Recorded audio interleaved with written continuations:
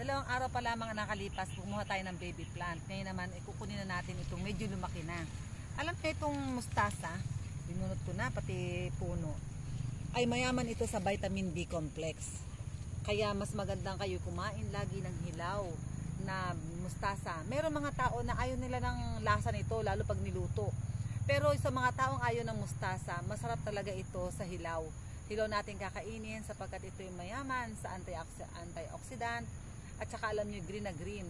Mas maganda ang yung magiging dugo kapag kayo kumain ng hilaw na dahon ng mustasa. Atin ang pipitasin. Pagbunot naman lahat.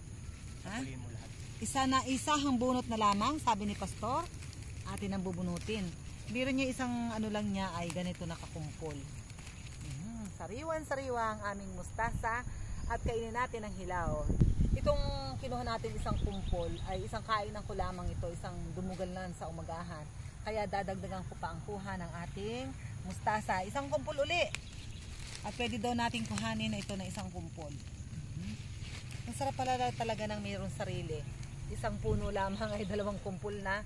Kumbaga bibili kayo ng ganito, 30 pesos na. Sayang nyo na inyo mabibili. Pero meron nga po pala kaming binhi nitong mustasa. Kaya kumuha na po kayo sa aming Ahaba Healing Hand Store. Sa Shopee, sa Lazada, sa TikTok. Kukuhanin ko ng lahat. Ibalit sa 2. At ito, mas marami itong tumpok na to. Yan. Ang saya na magkumuha ng sariling tanim. Sariling tanim ni Pastor. Pastor, maraming salamat. Pagka sumiswerte, yung ilan tatlong magkatabing yun talagang pera na. Tatlong magkatabi lang kasi kumpul-kumpul. Yung kasayahan na kayo nagtatanim ng halaman ay hindi nyo kayang bayaran ito. Kaya magtanim po tayo ng sariling binhi. Porbahan nyo po sa 3 kumpul lamang ay meron na kayong ulam na marami.